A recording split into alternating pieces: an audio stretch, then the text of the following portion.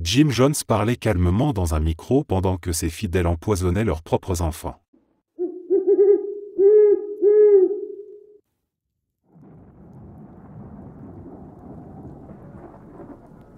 La vidéo existe, mais c'est l'audio qui hante. Un couple roule tranquillement sur l'autoroute, comme des milliers de gens le font chaque jour. On entend le léger bruit du moteur, le souffle régulier de la vitesse, une ambiance banale. Puis, sans avertissement, un bruit sourd, métallique, sec. Comme une explosion comprimée dans une seule seconde.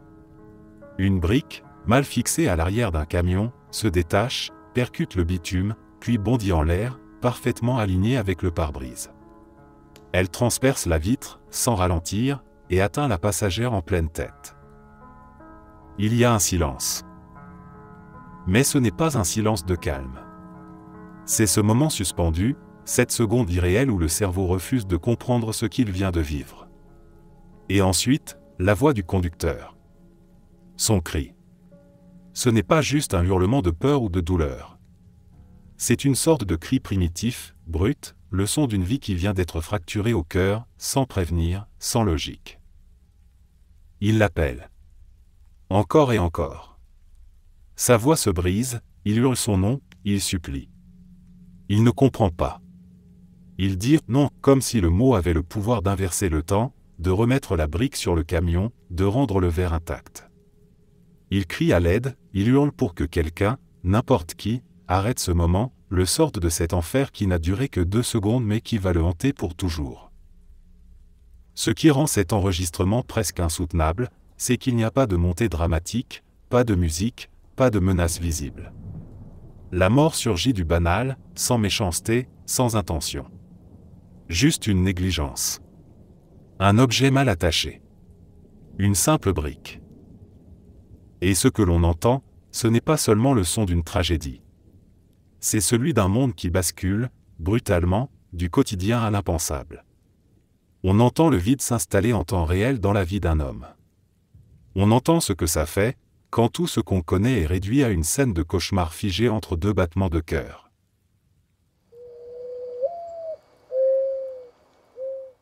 Il existe des enregistrements qu'aucune oreille ne devrait avoir à entendre. Parmi les appels au 911 les plus déchirants jamais enregistrés, celui d'une fillette tombant sur le corps sans vie de son grand frère, après qu'il s'est suicidé, reste l'un des plus difficiles à encaisser. Au début de l'appel, elle essaie d'expliquer ce qu'elle voit, mais sa voix tremble. Il y a de la confusion. Elle est jeune.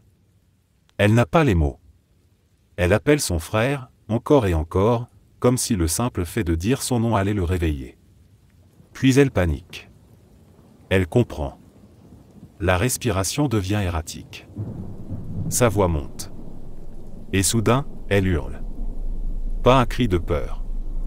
Un cri de trahison, de douleur pure, qui vient du plus profond de l'âme. Elle hurle, « Pourquoi tu as fait ça ?» Il n'y a pas de réponse, évidemment. Juste ce silence oppressant de l'autre côté de la pièce.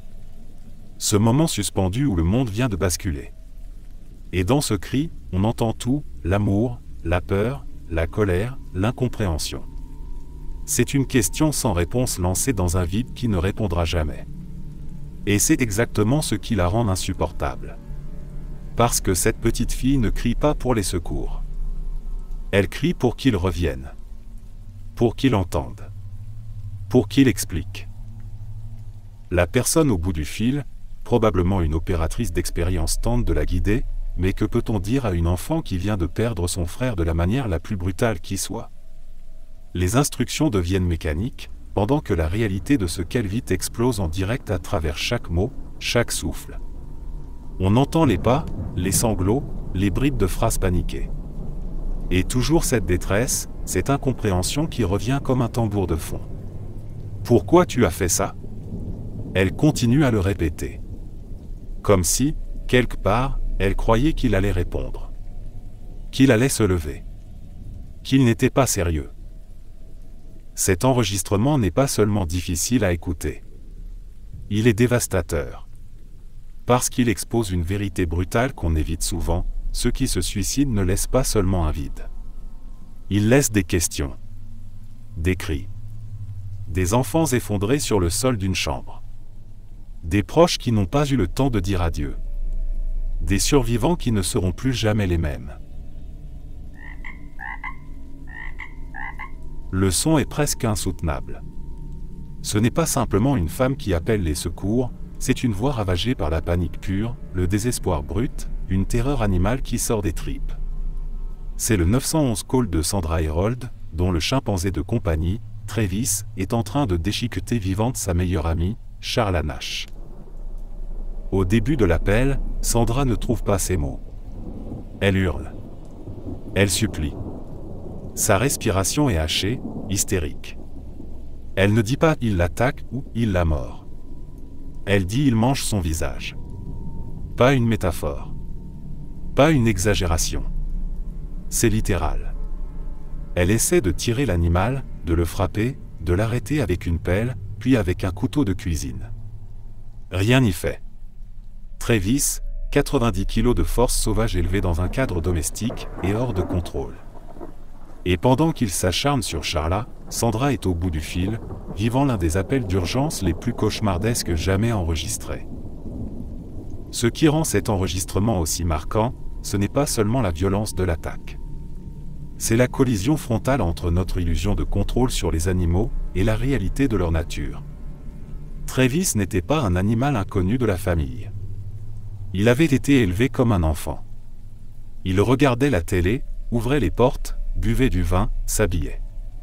Un animal traité comme un humain, jusqu'au moment où l'instinct a repris le dessus. Et c'est ça qui rend ce moment si terrifiant.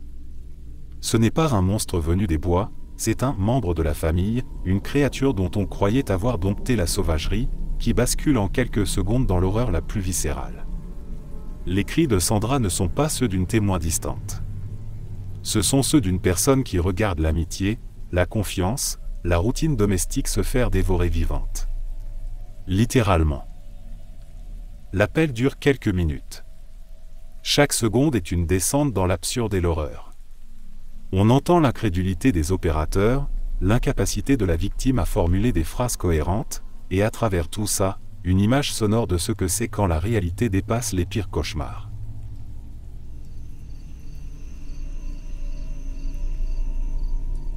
C'est l'un de ces enregistrements qu'on hésite à écouter jusqu'au bout. Le 11 septembre 2001, un homme piégé à l'un des étages supérieurs de la tour sud appelle le 911. Il parle calmement, du moins au début. Il donne son nom, son étage, il explique qu'il y a de la fumée, beaucoup de fumée. Il dit qu'il est bloqué avec d'autres personnes. Il est encore lucide. Il veut croire qu'on va venir. Qu'ils vont s'en sortir. Mais à mesure que les minutes passent, sa voix change. La panique n'est pas immédiate. Elle s'installe lentement, comme une marée. Il répète qu'il ne peut pas respirer. Il demande, encore et encore, si quelqu'un arrive. On comprend, à travers sa voix, qu'il entend le chaos autour de lui. Il entend les cris, la confusion, et surtout, l'absence de réponse claire. Il n'est pas en train de fuir une attaque. Il est en train d'attendre sa mort. Mais il refuse d'y croire. Il garde espoir, il supplie, il essaie de rester logique. Il demande si les pompiers sont là. Il dit qu'il est au 105e étage. Il dit qu'il est en train de mourir. Il le dit simplement, comme un fait. Et à l'autre bout du fil, l'opératrice fait tout ce qu'elle peut pour le rassurer. Mais elle ne peut rien promettre. Elle ne peut pas faire plus que rester là, à écouter. À accompagner. Ce qu'on entend dans cet appel, ce n'est pas un cri de film. C'est le désespoir à voix basse. C'est la mort qui approche pendant que la personne garde encore assez de lucidité pour s'accrocher à l'espoir. Et c'est là que ça devient insoutenable. Ce n'est pas instantané. Ce n'est pas dramatique dans la mise en scène. C'est lent. Réel. Et complètement impuissant. On n'entend pas une fin brutale. On entend une attente. Une attente qui ne sera jamais comblée. Et quand on sait ce qu'il s'est passé ensuite, l'effondrement de la tour, l'anéantissement total de ceux qui étaient encore à l'intérieur, chaque mot prononcé dans cet appel prend une dimension obsédante. Il n'y a pas d'image ici. Pas d'explosion. Juste une voix humaine, piégée, dans un moment figé à jamais. Ce genre d'audio n'est pas simplement triste. Il est sacré, à sa manière. C'est un fragment sonore d'un moment historique, mais surtout un souvenir du prix humain que ces minutes ont coûté. On ne peut pas l'écouter sans être marqué. Parce qu'on n'entend pas seulement une personne mourir. On entend quelqu'un espérer, jusqu'à la toute fin.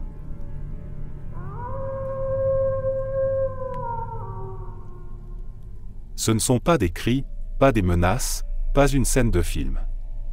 Juste une voix calme. Une voix posée, presque amicale, qui raconte l'horreur comme si elle était banale. Et c'est précisément ce qui rend les enregistrements audio de Jared Fogle si insupportables. Rochelle Herman n'était pas une agente infiltrée, ni policière, ni préparée à ça. Elle était une animatrice de radio locale qui, au départ, croyait simplement interviewer un homme célèbre. Jared Fogle, le visage sympathique de Subway, devenu une icône nationale pour avoir perdu du poids en mangeant des sandwichs, se montrait affable, drôle, accessible. Et puis, peu à peu, quelque chose a basculé. Il a laissé échapper une remarque troublante. Puis une autre. Et quand Rochelle a compris ce qu'il insinuait, elle a pris une décision presque inhumaine, continuer à l'écouter. Pendant des années, elle a enregistré ses appels. Des centaines d'heures. Elle l'a laissé parler, lui a tendu la perche, l'a encouragé à s'ouvrir, alors qu'à l'intérieur, elle mourait un peu plus à chaque mot. Parce que ce qu'il disait dépassait tout. Il parlait de son attirance pour les enfants comme s'il parlait de son plat préféré. Il détaillait ce qu'il aimait, ce qu'il avait fait, ce qu'il voulait faire. Il évoquait les voyages à l'étranger, les enfants qu'il trouvait attirants, les endroits où il espérait en rencontrer. Et tout ça, sans élever la voix, sans honte, sans la moindre trace d'hésitation. Écouter ne serait-ce que quelques minutes de ces enregistrements donne la nausée. Pas à cause du ton, mais à cause de ce qu'on comprend derrière. On n'écoute pas un monstre hurler, on écoute un homme ordinaire, public, respecté, parler de crimes indicibles avec une familiarité terrifiante. Il n'a pas l'air fou. Il n'a pas l'air menaçant. Il a l'air normal. Et c'est là tout l'horreur. Pour réussir à capturer ses aveux, Rochelle a dû lui parler comme à un ami. Feindre l'intérêt. Ne jamais réagir. Elle a dû s'empoisonner l'esprit chaque jour pour nourrir le dossier. Elle a dit plus tard que ce processus l'avait détruite. Qu'elle ne dormait plus. Qu'elle s'est sentie seule, piégée, coupable même, de ne pas avoir pu hurler quand elle aurait dû. Et pourtant, sans elle, Jared Fogle serait peut-être encore libre.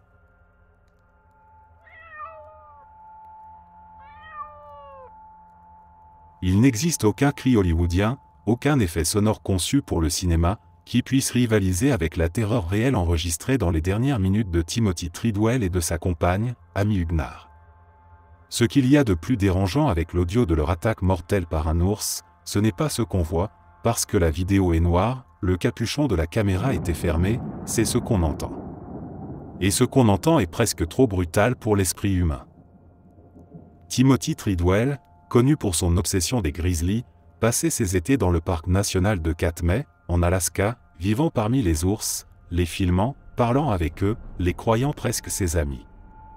Pendant 13 ans, il a tenté de prouver que les ours pouvaient être approchés, compris, aimés même. Mais en 2003, l'un de ces animaux, affamé, a mis brutalement fin à cette illusion. L'enregistrement commence juste avant l'attaque. Puis c'est l'effondrement. On entend Timothy hurler. Pas un cri de surprise. Un cri long, effrayé, sauvage. Il hurle à Amy de fuir. Il hurle que l'ours est sur lui. Il lutte, à main nue, contre une créature de plusieurs centaines de kilos. On entend le choc de la chair, les râles de douleur, le claquement de l'ours. Amy ne fuit pas. Elle reste. On entend sa voix, terrifiée, en train de supplier. Elle frappe l'ours avec une poêle ou quelque chose de métallique. Elle crie à Timothy de jouer mort. De se calmer. Elle tente de le sauver, sans aucune chance. Et ce qui rend cet enregistrement encore plus atroce, c'est que ça dure. Ce n'est pas une mort instantanée.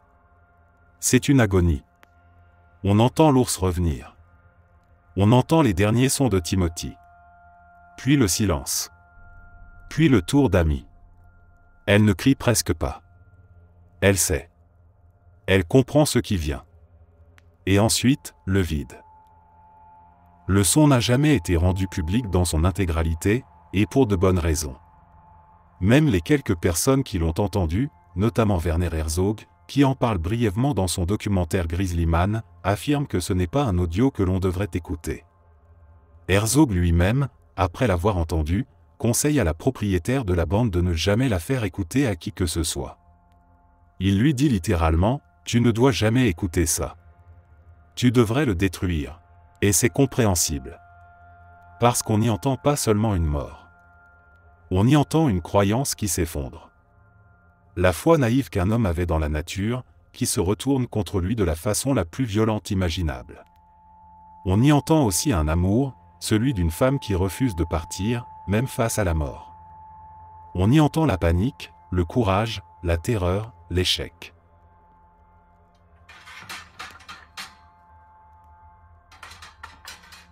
L'appel d'urgence de Jennifer Pan est l'un de ces enregistrements où plus on sait ce qui s'est réellement passé, plus l'écoute devient insoutenable.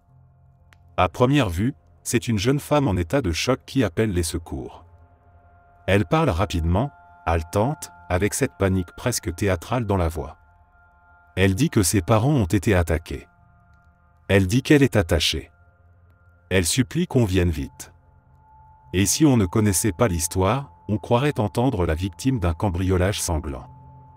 Sauf qu'en réalité, elle l'a orchestré.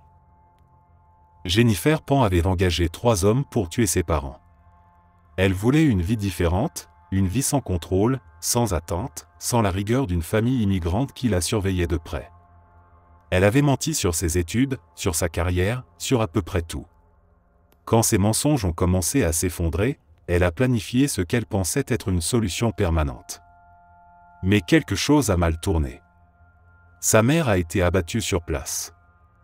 Son père a été grièvement blessé, touché par balles, notamment à la tête ou au cou. Et il a survécu. Pendant l'appel, Jennifer garde la voix d'une jeune femme terrifiée. Mais en arrière-plan, son père commence à crier. Et c'est là que tout change. Ce ne sont pas des cris normaux. Ce sont des sons rauques, douloureux, d'un homme à moitié mort qui vient de perdre sa femme, qui ne comprend pas ce qui s'est passé, et dont la fille prétend être une victime alors qu'il ne le sait pas encore. Il hurle, il gémit, il saigne, il lutte pour rester conscient. Et à ce moment précis, le vernis tombe. Il n'y a plus de mise en scène. Il n'y a que l'horreur brute. Le contraste entre la voix de Jennifer, contrôlée malgré la panique, et les cris désespérés de son père en arrière-plan est d'une violence émotionnelle presque intolérable. Parce que même sans connaître l'histoire, on sent que quelque chose sonne faux. C'est dans son ton, sa diction, sa respiration. Il y a une précision dans son chaos, une fabrication dans son effondrement. Et quand on réalise que tout ce qu'on entend, cette tragédie familiale, est née de sa volonté, de son choix, de ses actes, c'est un coup dans l'estomac. Ce n'est peut-être pas l'enregistrement le plus sanglant, ni le plus viscéral. Mais c'est l'un des plus glaçants. Parce que c'est l'intimité de la trahison absolue. Un père, à l'agonie, qui crie dans le noir. Une fille, au téléphone, qui pleure pour dissimuler un crime. Et entre les deux, un abîme que plus rien ne comblera jamais.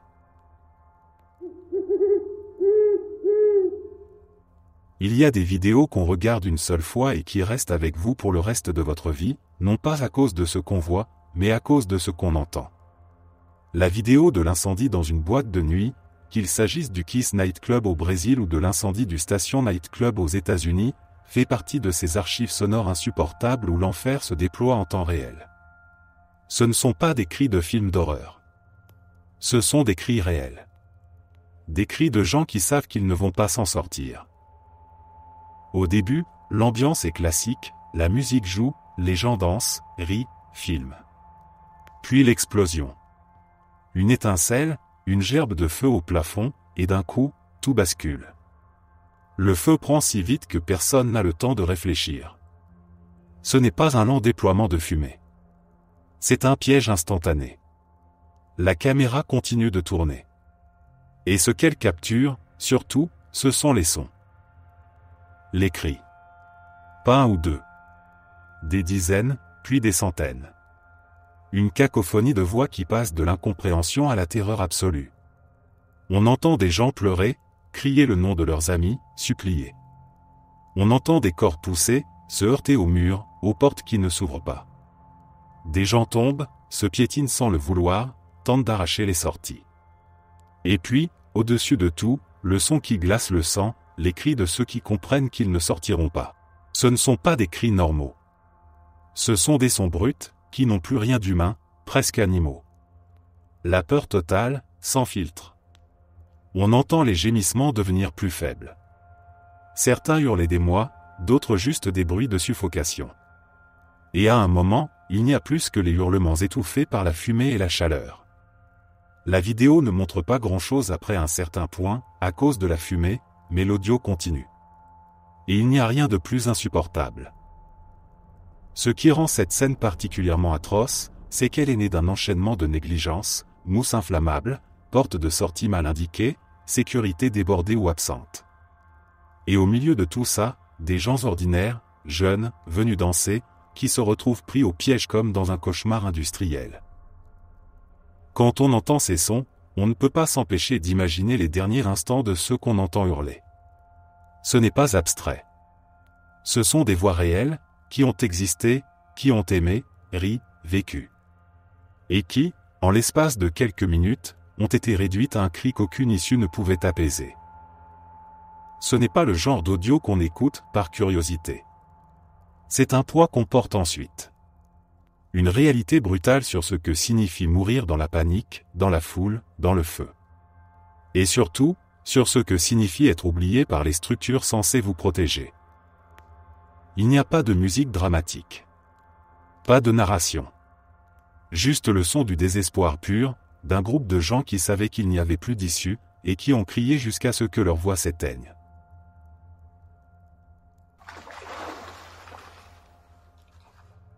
C'est peut-être l'un des témoignages les plus déchirants que l'on puisse entendre. C'est l'histoire d'un homme qui, chaque année, enfile un costume de Père Noël pour aller rendre visite à des enfants gravement malades dans un hôpital. Il ne fait pas ça pour le spectacle. Il le fait parce que, dans leurs derniers jours, certains de ces enfants ont encore envie de croire, de rêver, de sourire. Il est là pour leur offrir un moment de normalité, dans un monde qui n'a plus rien de normal. Mais un jour, on l'appelle en urgence pour un petit garçon dont le temps est compté. Il est en phase terminale. Il ne lui reste que quelques heures. Ils lui ont demandé, qu'est-ce qu'il voudrait, ce petit ? Et la réponse a été simple, voir le Père Noël. Alors il s'est préparé en vitesse, a mis le costume, et s'est rendu à l'hôpital. Ce qu'il raconte ensuite, c'est ce moment intime, dévastateur, entre lui et l'enfant. Il entre dans la chambre. Le garçon est si faible qu'il peut à peine parler.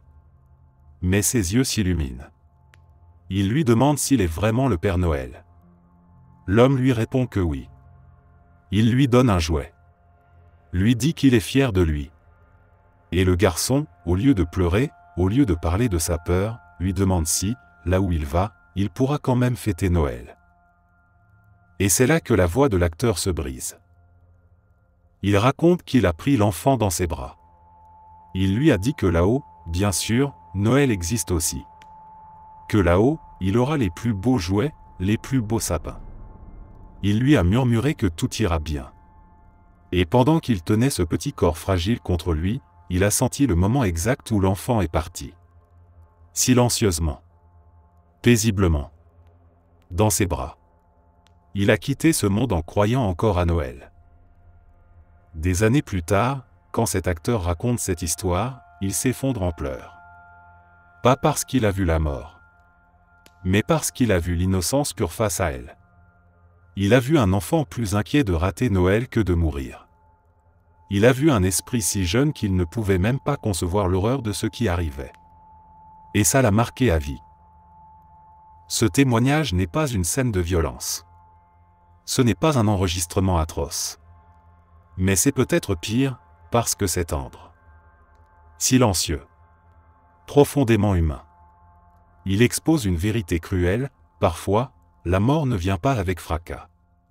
Parfois, elle prend la main d'un enfant dans une chambre d'hôpital, pendant que quelqu'un essaie de garder un peu de magie en vie, le temps d'une dernière histoire, d'un dernier mensonge rassurant.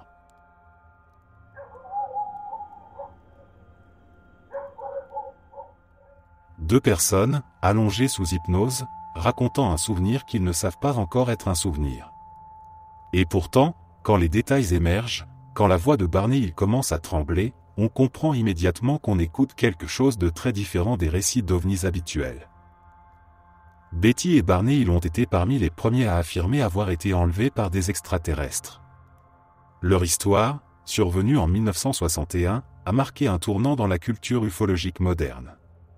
Mais ce qui la rend réellement troublante, ce n'est pas le récit en lui-même, c'est la manière dont ils en parlent sous hypnose, quelques années plus tard, dans des séances enregistrées. Et surtout, c'est la voix de Barney. Sa panique est palpable. Dès qu'il commence à revivre l'événement, sa respiration change. Il gémit. Il essaie de décrire ce qu'il voit, des êtres étranges, humanoïdes mais pas humains, avec de grands yeux, sans émotion. Il répète encore et encore qu'il veut fuir, que quelque chose en lui crie de courir, mais qu'il ne peut pas. Sa voix devient de plus en plus tendue, puis il hurle presque « Oh mon Dieu, ils vont nous capturer !»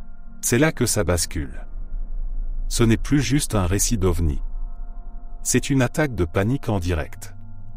Une terreur primaire, celle du prédateur qui s'approche, du piège qui se referme. Il pleure. Il supplie. Et tout cela dans un état de conscience modifié, ce qui rend chaque émotion encore plus brute. Il ne joue pas. Il revit.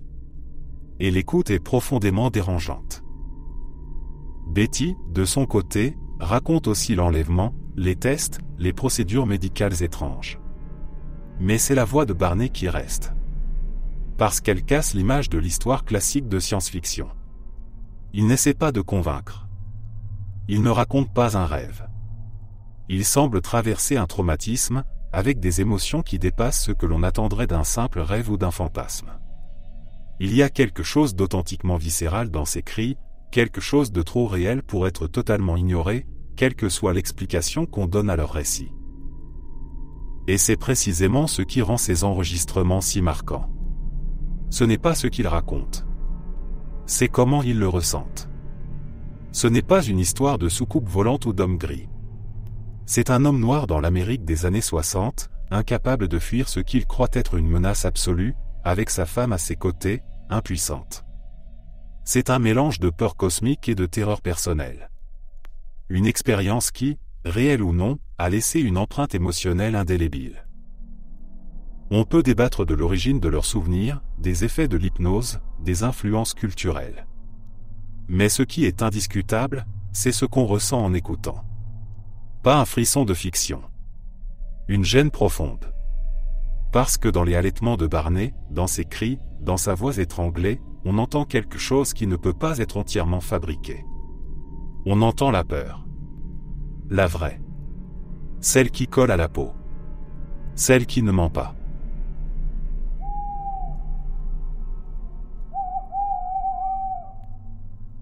La transcription de cet appel au 911 a hanté plus d'un auditeur, et pour cause. Il ne s'agit pas d'un simple échange entre une citoyenne en détresse et un opérateur chargé de l'aider. C'est un enregistrement brut, tragique et désarmant d'un échec systémique, d'une détresse humaine ignorée en temps réel, et surtout d'une mort que l'on entend venir, impuissant. Une femme est piégée dans sa voiture, au milieu d'une inondation. L'eau monte rapidement. Sa voix est paniquée, essoufflée. Elle explique clairement sa situation, supplie qu'on l'aide. À chaque phrase, elle devient plus anxieuse, plus désespérée. L'eau monte, elle le répète plusieurs fois. Elle dit qu'elle ne sait pas nager. Elle dit qu'elle va mourir. Mais ce qui glace le sang, au-delà de sa peur, c'est l'indifférence presque clinique de l'opérateur. Il ne la rassure pas. Il ne tente pas de garder la conversation calme. Pire encore, il la rabroue à plusieurs reprises. À un moment, il lui dit de se calmer sur un ton sec, comme si elle exagérait. Il lui demande pourquoi elle est sortie dans ces conditions. Comme si elle était responsable de ce qui lui arrive. Comme si sa panique était un inconvénient pour lui. Elle continue de crier. Elle dit que l'eau est à son cou, puis à sa bouche. Elle sanglote. Elle supplie encore. Et soudain, il n'y a plus rien. On comprend que c'est fini. Elle s'est noyée au bout du fil. Ce n'est pas seulement un appel d'urgence qui tourne mal. C'est un exemple criant de ce qui peut arriver quand le manque d'empathie, le protocole rigide ou la fatigue émotionnelle prennent le pas sur l'humanité. Cet enregistrement a fait le tour d'Internet et provoqué une indignation massive. Beaucoup ont réclamé des sanctions. D'autres ont débattu des limites du rôle des opérateurs 911. Mais au fond, ce que cet appel révèle, c'est la solitude absolue de quelqu'un qui meurt pendant qu'une voix, à l'autre bout du fil, choisit de ne pas vraiment écouter. Il ne s'agit pas d'un mythe urbain, ni d'une légende. C'est réel. Et l'écouter, c'est être témoin d'un drame évitable. Une vie aurait pu être sauvée avec un peu plus de compassion, de rapidité ou même juste d'humanité. Mais au lieu de ça, on entend l'oubli.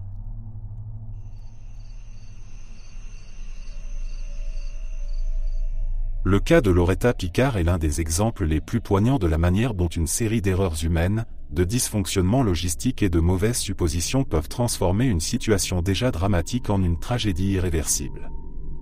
Ce n'est pas simplement un appel d'urgence bouleversant. C'est une démonstration de comment une vie peut littéralement se consumer pendant que l'aide, pourtant présente, reste de l'autre côté du mur. Loretta Picard était une femme âgée et handicapée. Elle vivait seule dans sa maison en Floride. Le jour de sa mort, un incendie s'est déclaré dans son domicile. Elle a réussi à appeler le 911 alors que la fumée commençait à envahir sa maison. Ce qui suit est une lente descente dans l'horreur, et ce qu'on entend dans cet appel est difficilement supportable. Elle parle doucement, d'abord avec un certain calme. Elle dit qu'elle ne peut pas sortir, qu'elle est coincée. Elle explique qu'elle est handicapée, que sa mobilité est réduite. Elle demande si quelqu'un vient. On l'assure que les secours sont en route.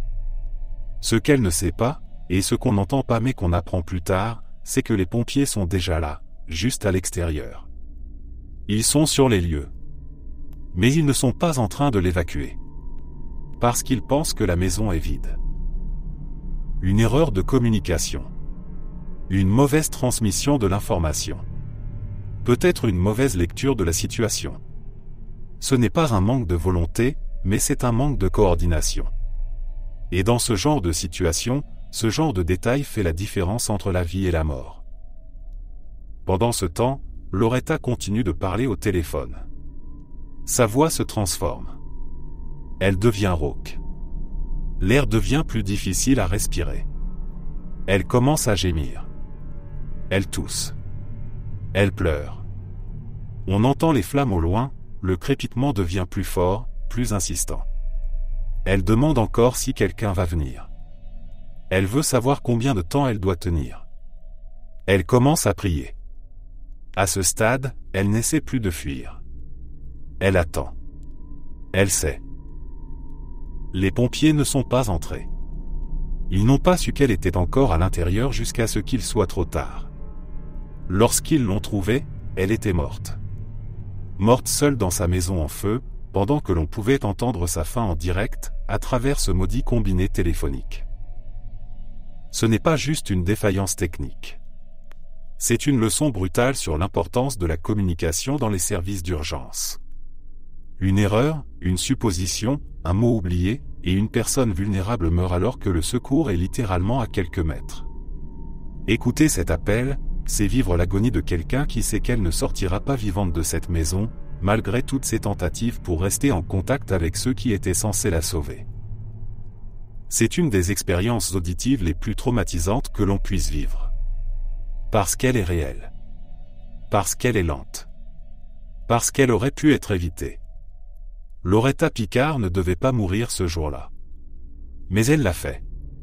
En direct. En appelant à l'aide. En croyant que quelqu'un l'écoutait. L'appel d'urgence passé depuis l'intérieur du lycée Columbine pendant la fusillade de 1999 est un document sonore qu'on n'oublie jamais une fois qu'on en connaît l'existence. Il ne s'agit pas d'un enregistrement reconstitué ou d'un récit indirect. C'est un appel réel, lancé par une enseignante cachée dans l'un des bureaux de la bibliothèque. Un appel désespéré, lucide et surtout, terriblement humain au milieu d'un chaos absolu. La voix au téléphone est celle d'une adulte, une professionnelle, quelqu'un qui essaie de garder son calme. Elle parle à voix basse, elle murmure presque, mais sa peur est palpable. Elle dit qu'elle est dans la bibliothèque. Elle dit qu'il y a des élèves avec elle. Beaucoup. Elle chuchote des détails que les forces de l'ordre doivent savoir. La position des tireurs. Les bruits qu'elle entend. Elle fait de son mieux. Mais très vite, le ton change. On l'entend dire qu'ils sont proches. Qu'ils s'approchent. Et puis les sons deviennent impossibles à ignorer. Des coups de feu. Clairement. Nets, brutaux, rapides. Et, au-dessus de tout ça, les voix des tireurs. Pas silencieuses, pas mécaniques, mais exaltées. On les entend crier, rire, pousser des cris de victoire ou de rage. Ils ne sont pas pressés. Ils se déplacent dans l'école comme s'ils jouaient à un jeu qu'ils avaient inventé. Ce n'est pas une fusillade désorganisée. C'est une chasse. Quand ils entrent dans la bibliothèque, l'atmosphère dans l'appel se transforme. Ce n'est plus seulement le bruit des tirs. Ce sont les cris. Ceux des étudiants. Des suppliques. Des gémissements. Des pas qui fuient. Des chaises qui tombent. On entend les tueurs donner des ordres, poser des questions tordues à leurs victimes avant de tirer. On entend des éclats de rire. Ils prennent leur temps. Ils semblent heureux. L'enseignante, toujours au téléphone, tente de rester calme. Mais à mesure que les secondes passent, on l'entend changer. Sa voix devient plus aiguë, plus urgente. Elle chuchote « Oh mon Dieu » à plusieurs reprises. Elle ne sait pas si elle va survivre à cet appel. Et au fond, l'auditeur non plus. Ce n'est pas juste un enregistrement de violence. C'est une capsule temporelle d'un moment où des gens piégés dans une salle ont compris que la mort était littéralement de l'autre côté de la porte. Et certains d'entre eux, les voix qu'on entend, ne sortiront jamais de cette pièce. Ce qui rend cet appel si glaçant, ce ne sont pas seulement les sons de la tuerie, mais la normalité avec laquelle il commence. Une personne adulte, formée pour protéger, guidant les secours, faisant de son mieux. Et au fil des minutes, cette personne devient une simple survivante, réduite au silence par la brutalité qui l'entoure. L'appel a été utilisé comme preuve lors des investigations, et certaines portions sont accessibles, mais la version complète n'a jamais été officiellement diffusée dans son intégralité. Ceux qui l'ont entendue dans un cadre légal ou judiciaire disent qu'elle est l'une des choses les plus terrifiantes jamais enregistrées. Parce qu'elle est authentique. Parce qu'elle est brutale. Et surtout, parce qu'elle nous place dans la peau de quelqu'un qui entend, seconde après seconde, la mort traverser un couloir, entrer dans une salle, et prendre des vies, une par une.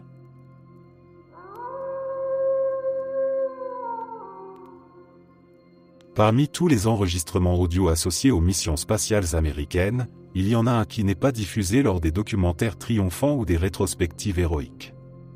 Ce n'est pas un « Houston, nous avons un problème » relayé 1000 fois à la télévision. C'est un échange court, confus, et terminé trop brutalement. L'enregistrement du drame d'Apollo 1 n'a rien d'un moment de gloire. C'est un vestige sonore d'une catastrophe qui aurait dû être évitable. Et ce qui le rend particulièrement glaçant, c'est justement ce qu'on n'y entend pas. Le 27 janvier 1967, Gus Grissom, Ed White et Roger Chaffee montent dans le module de commande pour un test de routine au sol. Il ne s'agit même pas encore d'un lancement. Juste une répétition. Tout est simulé, sauf que le danger est bien réel. À l'intérieur de la capsule, une atmosphère d'oxygène pur sous pression. Un choix technique risqué, mais accepté à l'époque. Une simple étincelle suffit. L'enregistrement commence comme beaucoup d'autres. Des vérifications. Des codes radio. Les voix sont calmes, professionnelles. Puis, un cri. Du feu. Quelqu'un crie qu'il y a un feu dans la capsule. C'est Roger Chaffé qui le dit. Sa voix n'est pas paniquée, elle est tendue. Il reste lucide, même quand la situation devient incontrôlable. Le cockpit est en feu, c'est l'une des dernières phrases compréhensibles. Ensuite, c'est le chaos. Le feu se propage à une vitesse inimaginable dans cette atmosphère surchargée d'oxygène. En moins de 20 secondes, la cabine est devenue un four. Les enregistrements ne montrent pas des hurlements ou des longs adieux. Ce n'est pas Hollywood. Ce qu'on entend, c'est la fin d'une communication. Une coupure brutale. Les voix s'arrêtent. Et c'est précisément ce silence qui est insupportable. Ce n'est pas une mort dans l'espace. Ce n'est pas un drame au-delà de l'atmosphère. C'est une mort sur Terre. Une mort lente sur le plan technique, mais extrêmement rapide pour les hommes à l'intérieur. Coincés. Incapables d'ouvrir l'écoutille verrouillée de l'intérieur. Inhalant des gaz brûlants. Brûlés vivants dans ce qui aurait dû être un des véhicules les plus avancés jamais construits. Ce qui rend cet enregistrement encore plus effrayant, c'est la réaction du centre de contrôle. On entend les techniciens crier, courir, essayer d'intervenir. Mais rien n'y fait. L'audio se termine, non pas sur des mots, mais sur la certitude absolue qu'il est trop tard. Apollo 1 est devenu un symbole. De la négligence technique. De l'arrogance du progrès. De la manière dont on peut sacrifier la sécurité pour avancer plus vite. Mais c'est aussi un rappel que derrière chaque capsule, chaque combinaison spatiale, chaque mission, il y a des êtres humains. Des voix. Des corps. Des cris. Et parfois, ce qui ne dure que quelques secondes sur bande magnétique peut contenir toute l'horreur du sacrifice. Les extraits de l'enregistrement ne sont pas largement diffusés, pour des raisons évidentes de respect. Mais ils existent. Et ils rappellent que la conquête de l'espace ne s'est jamais faite sans brûlure, ni sans silence radio.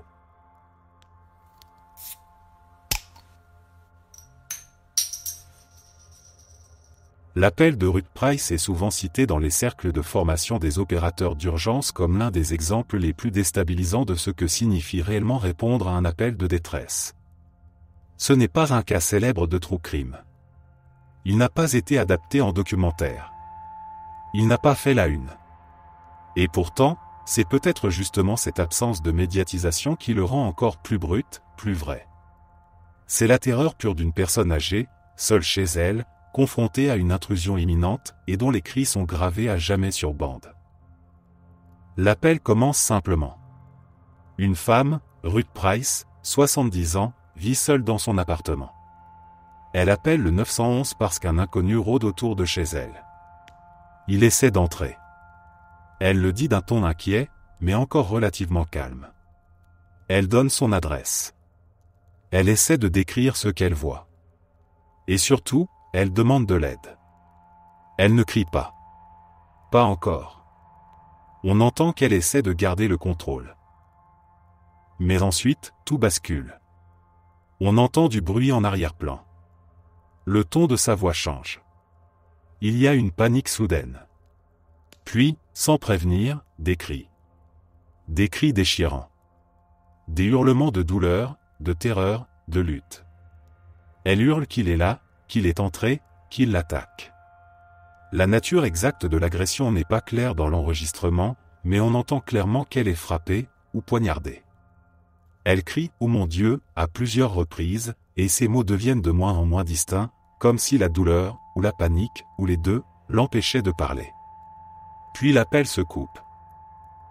L'enregistrement est souvent utilisé dans les programmes de formation pour préparer les opérateurs à l'impensable. Pas pour leur faire peur, mais pour leur montrer ce qu'est une vraie urgence, une où chaque seconde compte, où chaque hésitation peut être la dernière chose qu'une victime entend. Il n'est pas destiné au public, et il ne devrait pas l'être. Parce que ce qu'on entend, ce n'est pas un clip de film d'horreur. C'est une femme âgée, vulnérable, seule, qui pense qu'elle va mourir en direct au téléphone. Et pourtant, contrairement à beaucoup d'autres appels du même genre, Ruth Price a survécu. C'est ce qui rend ce cas si unique. L'agresseur ne l'a pas tuée. Elle a été sauvée, à temps. Elle a vécu encore 14 ans après cette nuit-là. 14 années de plus, malgré la peur, malgré les blessures, malgré l'intensité du traumatisme capturé sur cette bande. Mais même si elle a survécu, l'appel en lui-même reste un concentré de peur pure. Il rappelle que la vulnérabilité n'a pas d'âge, que l'horreur ne choisit pas ses victimes, et que derrière chaque appel au 911, il peut y avoir un drame qui se joue en temps réel. Ce n'est pas un mythe. Ce n'est pas un enregistrement intéressant. C'est le cri réel d'une femme qui ne savait pas si elle allait voir le jour suivant. Et c'est exactement pour ça qu'il hante ceux qui l'ont entendu.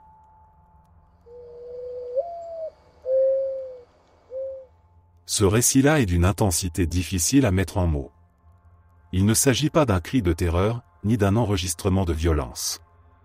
Il s'agit d'un moment profondément intime, enregistré dans une salle d'opération stérile, au cœur d'un protocole médical expérimental.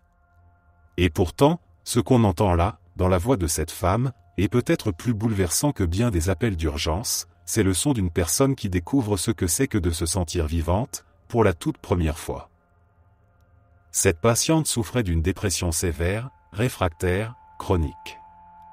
Pas une déprime passagère, pas une mauvaise passe. Une douleur mentale permanente, sans pause, sans soulagement, sans fuite. Chaque minute de chaque jour baignait dans une brume d'inutilité, de désespoir, d'épuisement psychique. Elle vivait, biologiquement, mais sans vie intérieure supportable. La procédure en question, c'était une stimulation cérébrale profonde. L'équipe médicale insérait une électrode dans des zones précises du cerveau, à la recherche du point exact où la stimulation pouvait inverser, même temporairement, les effets dévastateurs de la maladie. Et pendant cette procédure, la patiente était éveillée. Capable de parler. Capable de décrire ce qu'elle ressentait en temps réel.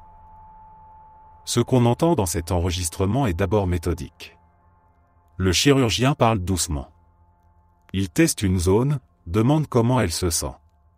Elle dit rien, ou pareil. Puis, soudainement, elle change de ton. Elle dit que ça va mieux. Pas de façon dramatique, mais presque comme si elle n'y croyait pas elle-même.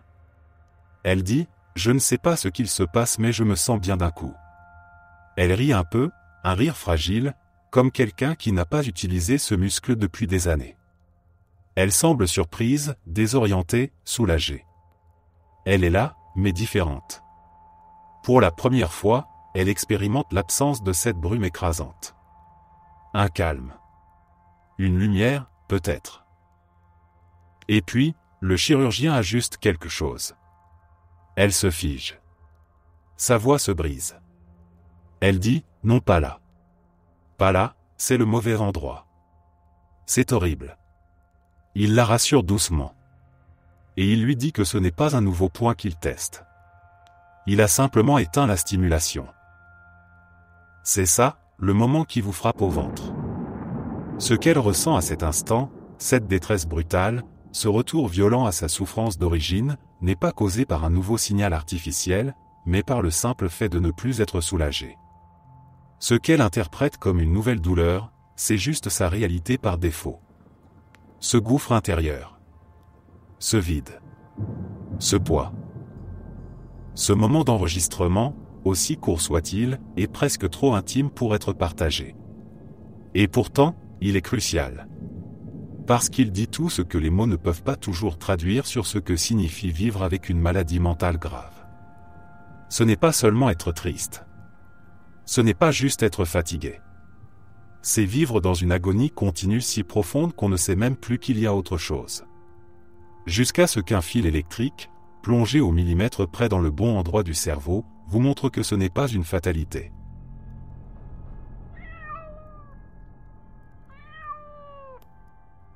Le tueur a la voix plaintive. Il y a quelque chose d'absolument glaçant à propos de ceux qui ne fuient pas après avoir commis l'horreur, mais qui ressentent le besoin de s'exprimer, de se confesser presque, tout en continuant leurs actes. Le cas du Weepy Voiced Killer, tueur à la voix plaintive, est un exemple terrifiant de ce paradoxe. Entre 1980 et 1981, plusieurs femmes furent brutalement attaquées et tuées dans le Minnesota. Les scènes de crime étaient d'une violence extrême. Les victimes étaient non seulement assassinées, mais leur corps montrait des signes de mutilation intense, comme si l'agresseur était en proie à une rage inarrêtable, ou à une forme de panique désespérée. Pourtant, ce qui a réellement figé les enquêteurs et marqué les esprits, ce sont les appels téléphoniques que la police recevait peu de temps après les meurtres. L'homme appelait en larmes. Une voix hystérique, tremblante, presque enfantine, sanglotait dans le combiné. Il disait qu'il avait tué quelqu'un. Il demandait de l'aide, mais pas pour la victime. Il parlait de lui-même, de sa propre incapacité à se contrôler. Il criait presque qu'il ne voulait pas faire ça, mais qu'il ne pouvait pas s'arrêter. Puis il raccrochait, sans jamais laisser le temps aux policiers de le localiser. Avant qu'on puisse comprendre ce qui se passait, une autre femme était retrouvée morte. Puis un nouvel appel. Les mêmes larmes. La même voix. La même impuissance revendiquée. Ce qui rend ce cas si perturbant, c'est ce contraste entre l'atrocité des crimes et la vulnérabilité presque absurde de la voix au téléphone. C'est comme si le tueur était conscient, lucide même, de l'horreur de ses actes. Comme si chaque meurtre lui arrachait quelque chose. Mais il continuait. Encore et encore. Et au lieu de fuir ou de se cacher, il téléphonait. Comme un enfant qui vient d'écraser un animal et qui ne comprend pas ce qu'il a fait. Sauf que cet homme n'écrasait pas accidentellement. Il poignardait, étranglait, détruisait. Cette voix au téléphone a hanté les policiers pendant des mois. Ce n'était pas un simple appel de menace ou un jeu pervers. C'était un cri d'angoisse. Une confession répétée d'un homme en guerre contre lui-même, ou peut-être un manipulateur qui utilisait les larmes comme masque pour camoufler une monstruosité plus calculée qu'il n'y paraît. Finalement, il a été identifié comme étant Paul Michael Stefani. Lorsqu'il a été arrêté, il a reconnu ses meurtres. Ce qui est encore plus troublant, c'est que ses larmes étaient bien réelles. Dans ses aveux, il pleurait encore. Il disait qu'il se sentait poussé à faire ces choses, qu'il entendait une voix intérieure. Certains ont voulu voir en lui un homme malade, d'autres un tueur manipulateur qui utilisait la pitié comme outil pour égarer la justice. Mais au fond, ce qui reste, c'est cette voix. Cette voix sanglotante, insupportable, qui suppliait qu'on l'arrête tout en continuant à frapper dans l'ombre. Même aujourd'hui, en écoutant les enregistrements de ces appels, il y a un malaise profond. Ce n'est pas juste un témoignage de souffrance ou de démence. C'est la preuve qu'il existe des gens capables d'atrocités tout en gardant une forme de conscience, aussi tordue soit-elle. Et c'est peut-être ce mélange de lucidité, de faiblesse affichée et de violence incontrôlable qui rend ce tueur aussi inoubliable que dérangeant.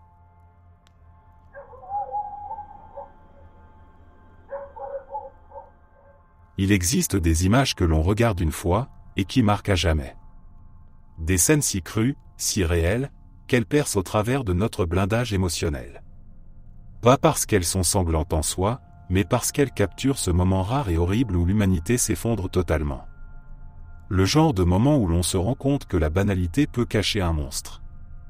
Ce que cette vidéo de Pennsylvanie révèle, ce n'est pas juste un crime de voisinage. C'est une descente brutale dans l'absurde, l'irréparable, l'incompréhensible. Deux voisins. Une dispute. Encore une. Les images commencent au cœur de cette querelle. Il s'agit d'un conflit qui traînait depuis longtemps, apparemment autour de la neige, du déneigement, du territoire. Des mots qui, d'ordinaire, n'ont aucune gravité. Une histoire banale. Deux personnes s'insultent dans une rue d'un quartier résidentiel. Le ton est élevé, les insultes fusent. Une scène typique d'un vieux contentieux entre voisins exaspérés. Et pourtant, tout bascule en quelques secondes. L'homme quitte son perron. Il rentre brièvement chez lui. La femme continue de crier, de l'insulter. L'homme revient, cette fois armé. Il lève l'arme. sortir. Elle s'effondre. L'homme fait feu à nouveau. Elle rampe, tente de fuir, ou peut-être de comprendre ce qui vient de se passer. C'est là que la scène devient cauchemardesque, et que la vidéo prend une tournure presque irréelle. Il disparaît à nouveau dans sa maison, laissant un silence glacial flotter dans l'air hivernal. Quelques secondes plus tard, il ressort avec un fusil semi-automatique. Il s'avance, méthodiquement, sans précipitation, vers la femme agonisante dans la rue. Et c'est là que la phrase tombe. Captée par la caméra, d'une clarté terrifiante. La prochaine fois tu fermeras ta gueule. Puis il tire en plein visage en plein jour. Devant des témoins. Dans une rue calme, où quelques instants plus tôt, il n'y avait que des mots, des insultes, de la frustration. Rien qui puisse laisser présager une telle violence.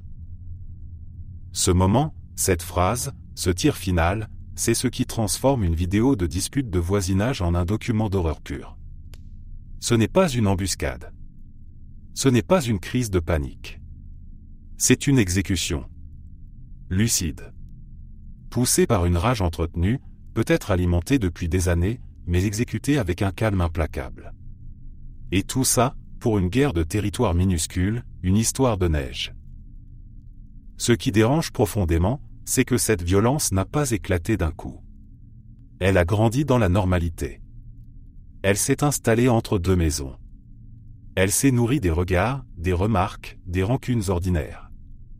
Et quand elle a explosé, elle ne l'a pas fait dans une rue sombre ou une ruelle malfamée, mais dans le genre d'endroit où l'on sort les poubelles en peignoir le matin. Cette vidéo est insupportable à regarder. Elle n'est pas spectaculaire. Elle est atrocement humaine. Elle montre la haine quand elle n'est plus entravée par la peur, la loi ou le sens commun. Elle montre ce que peut devenir un homme qui choisit de franchir la limite, persuadé que plus rien n'a d'importance. Et c'est ça, le vrai cauchemar, l'idée qu'un jour, quelqu'un à 2 mètres de votre maison puisse décider que votre vie vaut moins qu'une humiliation verbale.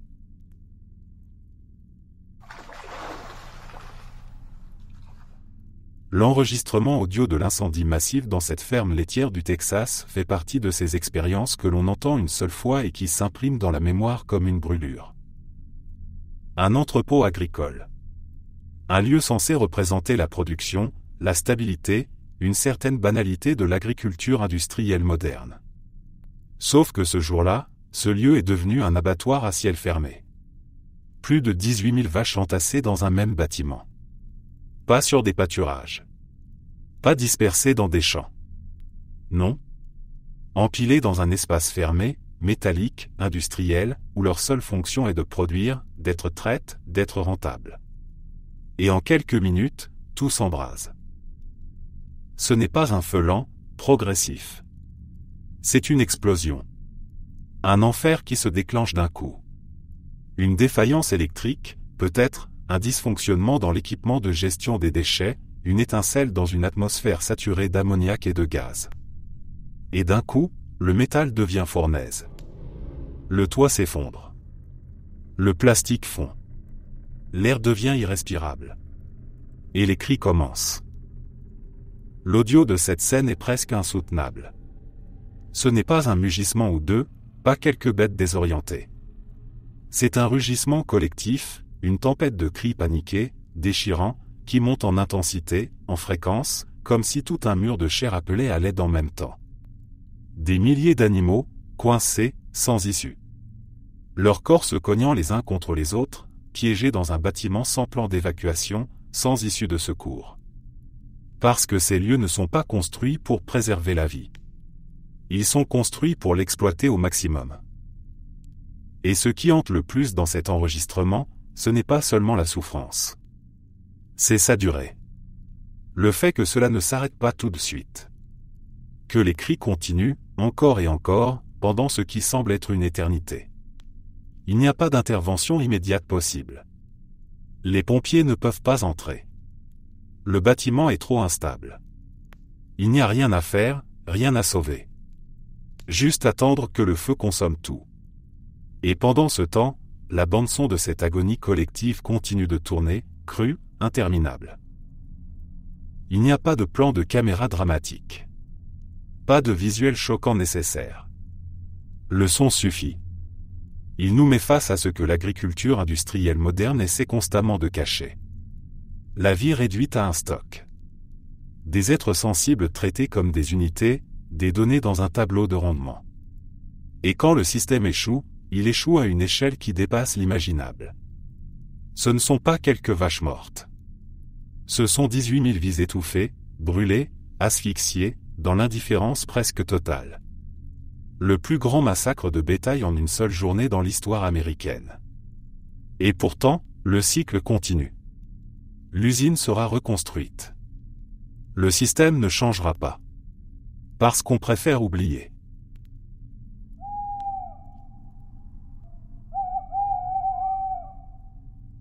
Il y a une forme particulière de peur qui n'a pas besoin de sang ni de cris pour s'imposer. Elle s'insinue lentement, comme une pression sur la poitrine, comme une alarme lointaine qui devient de plus en plus claire. C'est la peur du silence, de l'isolement, de la conscience qu'il n'y a personne pour vous sauver. Et dans le cas de cette plongée tragique filmée par une caméra sous-marine, c'est cette peur-là qui devient insoutenable. Celle d'un homme piégé dans un cercueil liquide, encore conscient, encore vivant, et qui comprend trop tard qu'il ne remontera pas. La vidéo en question n'est pas spectaculaire au sens habituel du terme. Il n'y a pas d'explosion, pas de mouvement brusque, pas de drame exagéré. Juste un plongeur en profondeur, quelque part sous la surface, peut-être à 300 ou 400 pieds. L'eau est d'un bleu sombre, presque noir. Le monde est silencieux, et tout semble calme, jusqu'au moment où l'on commence à percevoir que quelque chose ne va pas. Une maladresse de mouvement. Un signal qui n'est pas clair, puis un bruit. Un souffle irrégulier dans le détendeur. Le plongeur commence à paniquer. Ce n'est pas encore visible, mais ça s'entend. La respiration devient trop rapide. Trop forte. Quelque chose ne fonctionne pas dans son kit. Il ne peut plus remonter. Peut-être une panne de gilet de stabilisation. Peut-être un enchevêtrement de son équipement. Et plus il descend, plus la pression l'écrase. À ces profondeurs, chaque seconde est une agonie. Il n'y a plus de marge d'erreur. L'azote commence à affecter le cerveau. Le corps veut de l'air, mais l'air disponible devient toxique à cette pression. Et puis le son change. Ce n'est pas un cri clair. Ce sont des gémissements étouffés, presque inhumains. Des bruits qui viennent de l'intérieur du masque, comme si la panique se cognait contre le plastique, prisonnière d'un monde aquatique où personne ne peut entendre. C'est un son que peu de gens ont entendu. Un homme qui sait qu'il va mourir. Qui le comprend. Et qui ne peut rien faire. Il n'a pas de plan B. Pas d'assistance à proximité.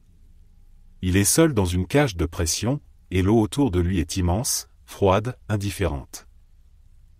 Le plus terrifiant, c'est que ça dure. Il continue à respirer. À suffoquer.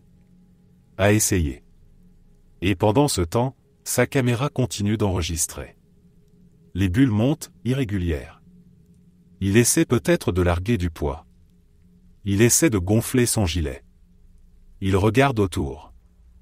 Mais tout ce qu'on entend, ce sont ces bruits déformés. Comme des appels à l'aide que personne ne pourra jamais entendre. Il ne crie pas pour les autres. Il crie parce que c'est la seule chose qui lui reste. Ce cri sous le masque, c'est le dernier acte d'un homme qui lutte contre la certitude que c'est terminé. Il ne mourra pas violemment. Il mourra lentement, désorienté, seul, dans un silence absolu que seule sa propre respiration vient briser.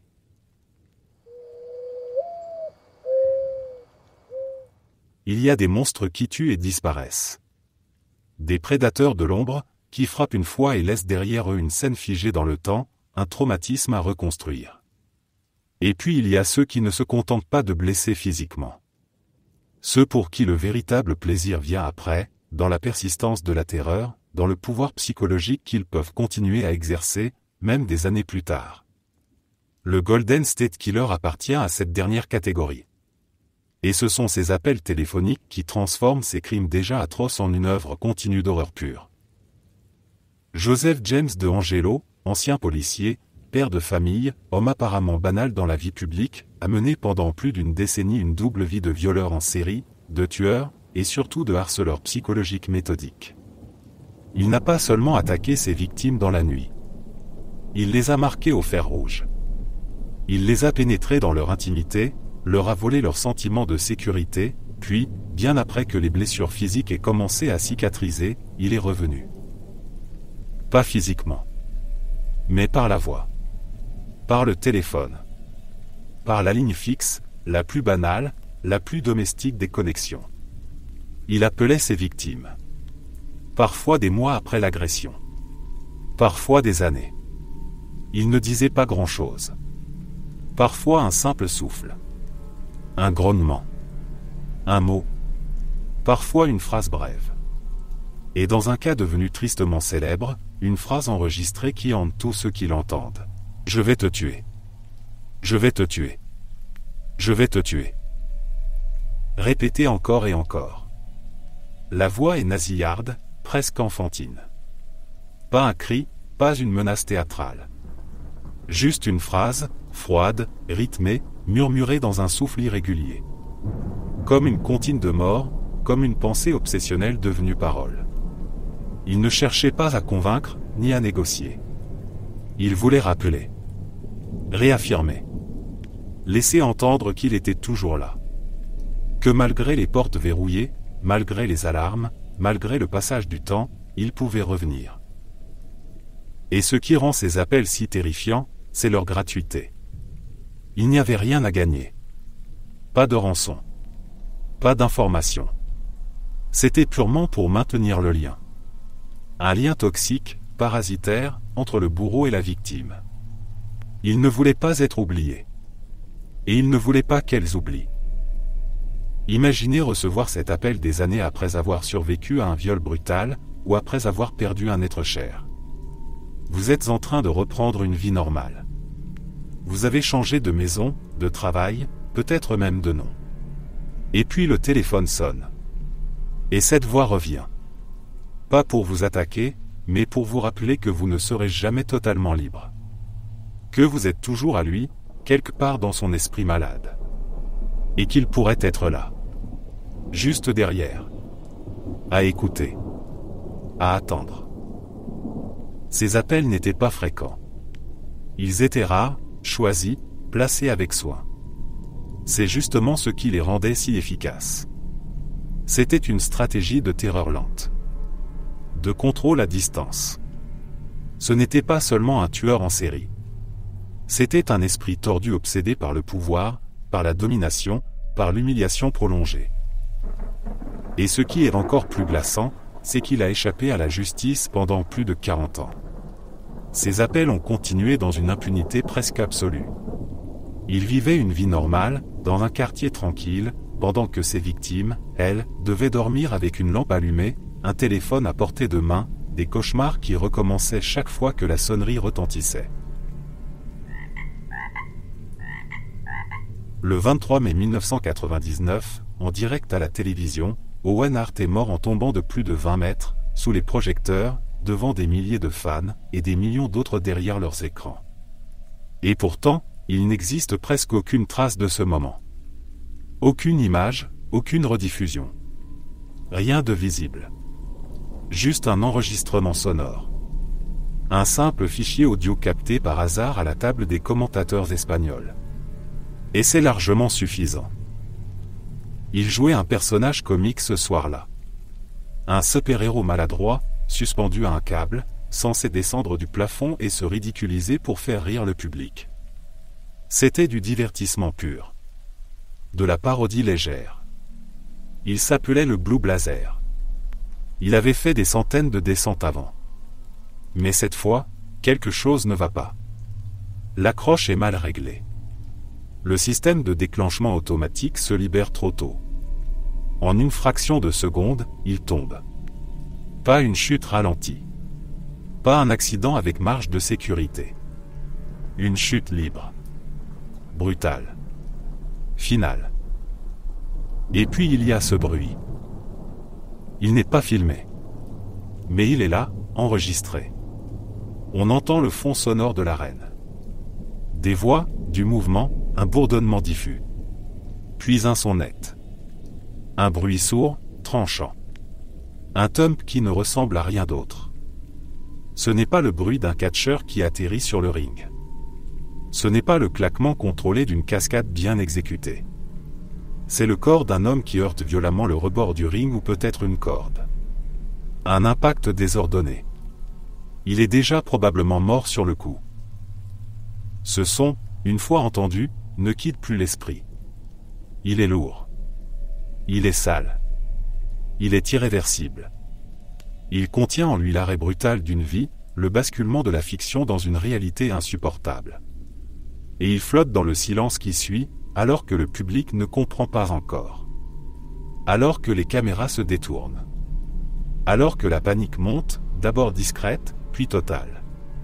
Ce son ne devrait pas exister. Et pourtant il est là. Unique trace de la dernière seconde d'un homme qui pensait encore jouer un rôle quelques instants plus tôt. WWE n'a jamais diffusé la vidéo. Et selon ce que racontent ceux qui savent, elle existe bien. La bande maître serait conservée dans les archives de la compagnie, avec une étiquette explicite, ne pas visionner, ne pas copier, ne pas ouvrir. Ce n'est pas de la légende urbaine. Ce serait une réalité enterrée, volontairement étouffée, car ce qu'elle contient dépasse tout ce qu'on peut appeler du divertissement. Ce n'est pas un moment tragique de sport. C'est une exécution involontaire filmée en direct. Et personne, absolument personne, ne devrait voir ça. Le plus choquant dans cette histoire, ce n'est pas seulement le son, ni même le fait que la mort ait été captée. C'est que le spectacle a continué. Après quelques minutes de confusion, le show a repris. D'autres matchs ont été diffusés. Comme si de rien n'était. Comme si le ring n'avait pas été une tombe improvisée quelques instants plus tôt. C'est ça qui glace. Ce refus de suspendre le monde. Ce choix de poursuivre, pour des contrats, pour des sponsors, pour éviter le chaos.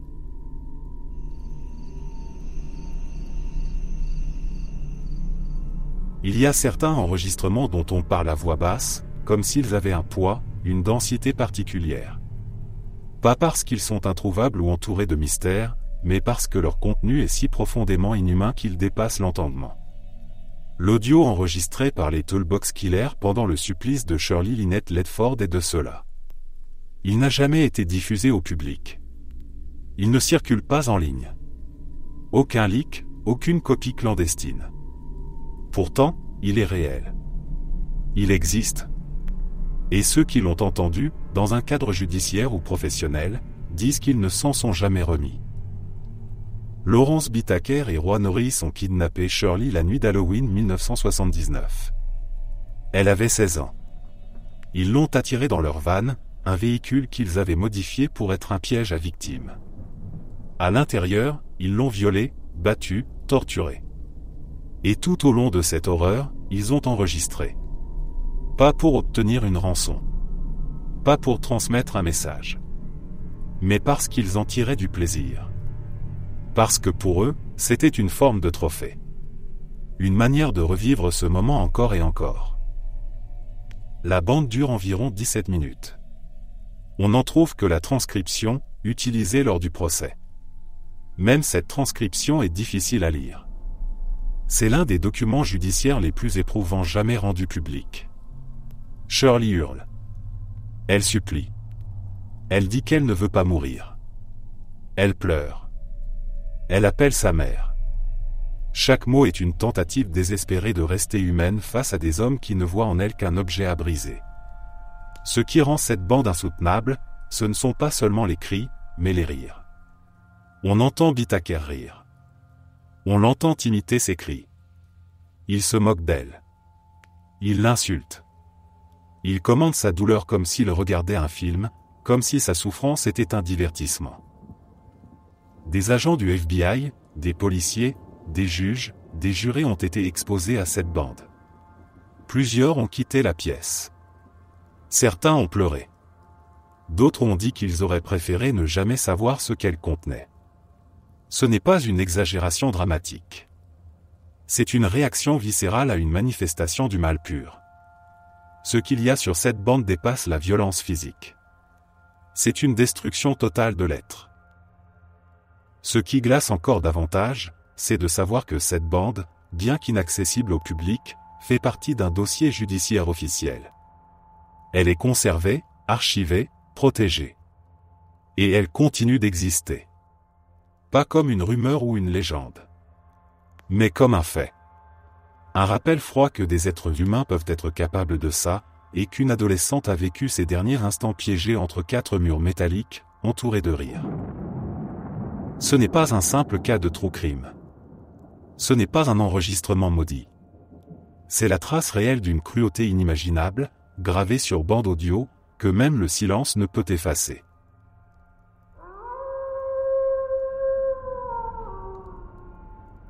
L'histoire de Warren Jeffs, telle qu'elle est exposée dans le documentaire Keep Sweet, Pray and Obey, fait partie de ces récits. Et l'un de ses aspects les plus glaçants est sans doute la manière méthodique, clinique, avec laquelle il a enregistré ses propres crimes, comme s'il en tirait une fierté spirituelle. Jeff n'était pas simplement un homme de pouvoir. Il se présentait comme la voix de Dieu lui-même, un prophète vivant, infaillible, et ses fidèles le croyaient aveuglément. Il régnait sur l'Église fondamentaliste de Jésus-Christ des saints des derniers jours avec une autorité absolue. Il décidait qui avait le droit de se marier, avec qui, quand, et pourquoi. Il plaçait les filles, souvent très jeunes, dans des mariages arrangés avec des hommes beaucoup plus âgés, au nom d'un ordre céleste. Mais ce pouvoir, il ne l'utilisait pas seulement pour manipuler les vies, il l'utilisait pour assouvir ses instincts les plus monstrueux. Dans un espace secret, une salle cachée à l'intérieur du temple, il recevait ses jeunes victimes. Cette pièce, sanctifiée aux yeux de ses plus fervents partisans, n'était accessible qu'aux adeptes considérés comme les plus purs, les plus dignes. C'est là qu'il commettait ses agressions. Ce n'était pas improvisé, ni même caché au sens habituel du mot. Il enregistrait tout. Voix, bruit, paroles. Il documentait les viols, les présentant comme des rituels sacrés. Dans un des enregistrements, il parle avec calme, presque en extase, tandis qu'une jeune fille, manifestement mineure, est présente. On entend la soumission, l'innocence brisée, la terreur étouffée. Ce qui glace dans ces extraits, ce n'est pas uniquement l'acte, mais la normalisation du crime. Il ne s'agissait pas d'un tueur en série qui se cachait. Il s'agissait d'un homme qui avait créé une structure entière pour institutionnaliser le viol, et qui a réussi à convaincre des centaines, voire des milliers de personnes, que ce qu'il faisait était sacré. Il ne se contentait pas de briser des enfants. Il les faisait croire que leur souffrance était une offrande à Dieu. Et il s'assurait que cette idée soit gravée dans leurs esprits dès leur plus jeune âge. Ce que montre ce documentaire, c'est une horreur qui se répand non pas dans la clandestinité, mais sous les habits de la foi, sous le regard passif d'un entourage aveuglé ou trop brisé pour agir. Ce n'était pas un homme qui agissait dans le dos de ses disciples. C'était un prophète adulé, obéi, craint. Et cette pièce, ce lieu secret où il filmait et enregistrait ses agressions, était un sanctuaire inversé. Un lieu sacré aux yeux de ses victimes, mais en réalité un théâtre de douleur ritualisée. L'idée même qu'il ait pu enregistrer son propre crime n'est pas seulement perverse. Elle dit quelque chose de fondamentalement effrayant sur la façon dont le pouvoir peut distordre la morale jusqu'à ce qu'elle n'ait plus aucune forme reconnaissable. Dans cette pièce, il n'y avait pas de violence au sens explosif du terme. Il y avait le calme d'un homme convaincu qu'il était en train d'accomplir la volonté divine, et le silence forcé de jeunes filles détruites trop tôt, piégées dans un système où dire non revenait à rejeter Dieu. Ce n'est pas un fait divers. Ce n'est pas une simple déviance. C'est un crime à visage religieux, un viol sanctifié par une voix de prophète, une mécanique de contrôle où même les cris deviennent des prières étouffées. Et ce qui est le plus dérangeant, c'est de se dire que tout cela s'est déroulé sans que personne ne l'arrête pendant des années. Parce que quand la foi devient une arme, elle ne fait pas que tuer la raison. Elle transforme la douleur en rituel, et l'horreur en obéissance.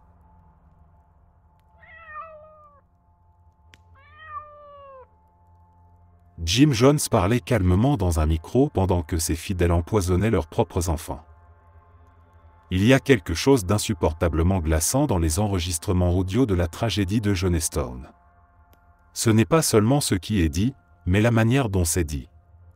On entend Jim Jones, le fondateur du Temple du Peuple, s'exprimer d'une voix monocorde, presque apaisante, pendant que des dizaines de parents administrent à leurs enfants une boisson empoisonnée au cyanure. L'enregistrement, surnommé « la bande de la mort », capte les derniers instants d'un millier de vies, et l'un des éléments les plus troublants est cette dissonance entre la voix posée du leader et l'horreur indicible qui se déroule autour de lui. Il ne hurle pas. Il ne panique pas. Il ne donne pas d'ordre comme un tyran classique. Il murmure des justifications. Il insiste sur le fait que la mort est la seule issue, que c'est un acte révolutionnaire, une forme de protestation contre le monde extérieur. Il promet la paix, la délivrance, presque comme un pasteur qui bénit une cérémonie. Mais dans l'arrière-plan, on distingue les cris des enfants, les protestations de certains adultes, les pleurs étouffés, les voix tremblantes. C'est un moment suspendu entre la manipulation mentale extrême et le désespoir brut. Ce n'est pas un simple enregistrement historique. C'est une plongée sonore dans l'une des manifestations les plus extrêmes du pouvoir sectaire. Entendre cette voix alors qu'on comprend que des parents, déjà brisés psychologiquement, acceptent d'empoisonner leur propre descendance, c'est vivre un instant de pure terreur psychologique. Ce n'est pas du cinéma. Ce n'est pas de la fiction. Ce sont des sons réels, capturés alors que l'humanité s'éteint dans un brouillard d'endoctrinement. Ce qui rend cet audio si perturbant, ce n'est pas uniquement la mort, mais la banalité avec laquelle elle est imposée. On ne ressent pas une explosion de folie. C'est un languissement dans l'abîme, orchestré par une voix douce, presque compatissante, qui efface toute résistance. Ce contraste entre le ton et l'acte, entre la parole et le poison, entre la foi et l'annihilation, fait de cette bande un témoignage sonore presque inécoutable, mais terriblement réel. Une preuve que parfois, l'horreur ne crie pas. Elle murmure. Merci d'être resté jusqu'à la fin. N'oubliez pas d'aimer la vidéo, de vous abonner et de partager vos propres histoires en commentaire. On se retrouve demain à la même heure devant ce feu.